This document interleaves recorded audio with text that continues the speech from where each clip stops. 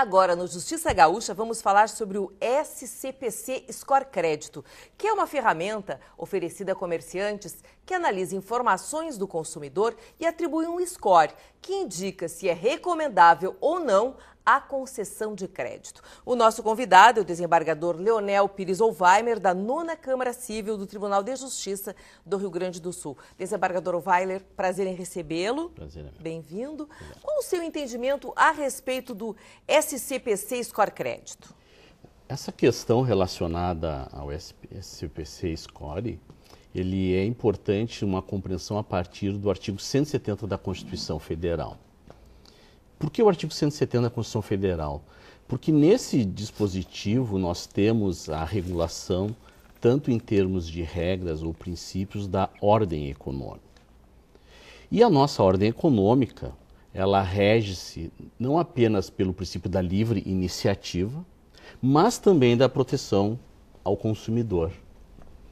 Em 1990, com a edição do Código de Defesa do Consumidor, regulamentando este dispositivo, foi editado o CDC, e o CDC ele traz um importante conjunto de direitos do consumidor, como a transparência nas informações a respeito da vida econômica do consumidor, da boa-fé objetiva em relação ao consumidor, e no artigo 43 é onde há a regulamentação a respeito dos bancos de dados referente a informações dos consumidores. O Tribunal de Justiça tem entendido que não há uma vedação à existência de bancos de dados ou de sistemas similares que tratem a respeito de pontuação atribuída ao consumidor em virtude da sua vida como consumidor. No entanto, por força do princípio da livre iniciativa, deve-se controlar a prática de eventuais abusos na utilização destas ferramentas. Por exemplo, o artigo 43 ele estabelece que o consumidor, quando ocorre uma inscrição negativa em algum banco de dados, deve ser devidamente informado. E qual a razão desta informação por parte do consumidor? Para que ele até eventualmente possa retificar algum dado que esteja equivocado naquele banco de dados. Outro aspecto importante, tem-se uma limitação temporal de informações negativas relativas a um período de 5 anos deste conjunto de informações negativas do consumidor. Partindo-se destes elementos e desta regra do artigo 43 do Código de Defesa do Consumidor, é que este sistema de pontuação deve ser compreendido.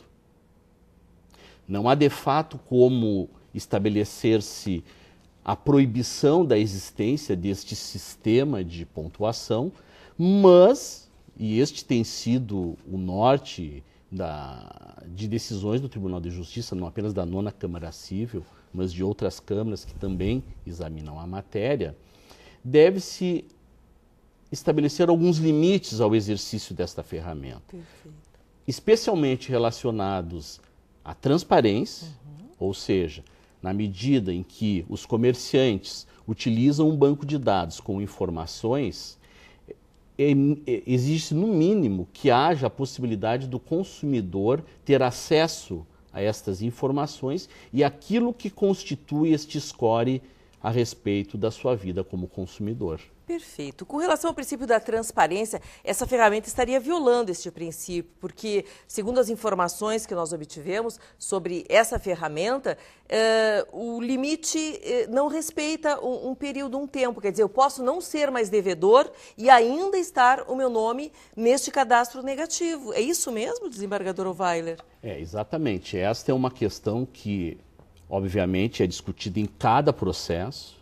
E em cada processo, por vezes, pode aparecer uma situação fática diferenciada, mas o tribunal tem tido este cuidado ao examinar estes processos em verificar se naquele caso concreto efetivamente houve a violação da transparência. Sim. E houve a violação dos direitos da personalidade do consumidor, especificamente com relação à questão à boa-fé deste consumidor e também ao conjunto de informações que podem estar relacionadas à intimidade do próprio consumidor. Tá certo. Agora, a ferramenta ela não é muito divulgada, quer dizer, o consumidor não avisado pode chegar a um balcão no momento de obter um crédito, ter o seu pedido negado, passar por uma questão de constrangimento. Neste caso, ele pode ser indenizado por dano moral, desembargador Ovailer? Tem-se entendido que, ao menos nos processos que passaram sob o crivo do Tribunal de Justiça, especialmente da 9ª Câmara Civil, que é cabível, em tese, o pagamento de indenização por danos extrapatrimoniais, exatamente em virtude desta questão que eu comentei anteriormente, a violação dos direitos da personalidade do consumidor. E a simples violação destes direitos da personalidade muitas vezes dá ensejo ao dano extrapatrimonial. Tá certo. Agora, uma pessoa que tiver o seu nome, né, neste cadastro, que é um cadastro negativo, como é que pode ser retirado os seus dados do SCPC Score? É divulgado isso? Há um acesso, há um telefone, há um endereço que se possa chegar, visualizar isso e fazer com que o nome seja retirado, muitas vezes até sanando uma dívida? Essa é uma questão interessante, que inclusive tem sido objeto de alguns processos, porque alguns consumidores, nas ações que ingressam no Poder Judiciário, eles requerem exatamente a exibição de todo o seu histórico, no sentido de que possa ter acesso àquelas informações e eventualmente retificar. Seria um extrato. Exatamente. Então, eu acho que isso é um importante que fique registrado. Não se está dizendo que é vedada a instituição de bancos relacionados à vida do consumidor, mas que, na medida em que este banco de dados ou esse sistema de pontuação ele se insere dentro da nossa ordem econômica constitucional e das regras e princípios do Código de Defesa do Consumidor, é importante que o consumidor tenha acesso àqueles dados, não apenas no sentido de conhecer as informações, mas também no sentido de retificar as informações que constam ali. Perfeito.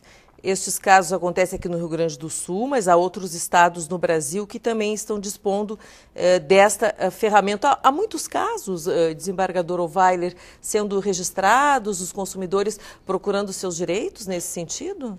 Os casos que nós temos são do Rio Grande do Sul. Perfeito. E efetivamente há um número crescente de demandas relacionadas a este problema. Mas há outros estados também, eu me referi a isso, que é uma prática que está acontecendo não só aqui no Rio Grande do Sul, não é? Mas há outros estados brasileiros também que estão se utilizando desse tipo de ferramenta e que está trazendo uma série de problemas, principalmente pela questão da transparência, não é? Exatamente. Este é o ponto. Este é o ponto principal, a questão da transparência na utilização e no armazenamento dessas informações. Este é o ponto. E o que o lojista, o empreendedor, não é, que serve desta ferramenta, que cuidados ele deveria ter também, né, para se precaver de problemas mais adiante relacionados à justiça? Via de regra, o lojista ele utiliza esses bancos de dados e muitas vezes não tem um controle sobre a forma como estes bancos de dados ou estes sistemas de pontuação, eu sempre utilizo as duas expressões, claro, eles são construídos e eles são armazenados. Então, por parte do lojista, por vezes fica muito difícil exercer qualquer espécie de controle. Agora, o que ele pode efetivamente precaver-se é em escolher qual banco de dados ele vai utilizar e se este banco de dados realmente respeita as regras e princípios do Código de Defesa do Consumidor e da própria Constituição Federal. Porque a responsabilidade é dele neste caso, não é? E não da ferramenta em si, porque ele utiliza esta ferramenta. Ele é que nega o crédito, né? Então, qualquer processo que venha a acontecer é contra diretamente o lojista, o empresário. Os processos que nós temos examinados são contra esses bancos de dados e não contra os lojistas. Perfeito. É bom nós entendermos bem essa questão, porque o assunto ainda é muito pouco divulgado. Então, nós estamos trazendo essas informações para os consumidores de todo o Rio Grande do Sul. O senhor quer fazer mais alguma colocação final para nós fecharmos este assunto, desembargador Ovailer? Não, eu colocaria mais uma vez, né, reiterando o que eu já disse antes, no sentido de que não há, de fato, como vedar a existência de bancos de dados ou de sistemas de pontuação dos consumidores. O importante é o respeito a regras e princípios constitucionais. Tá certo. Muito obrigada pelos seus esclarecimentos. Muito obrigado.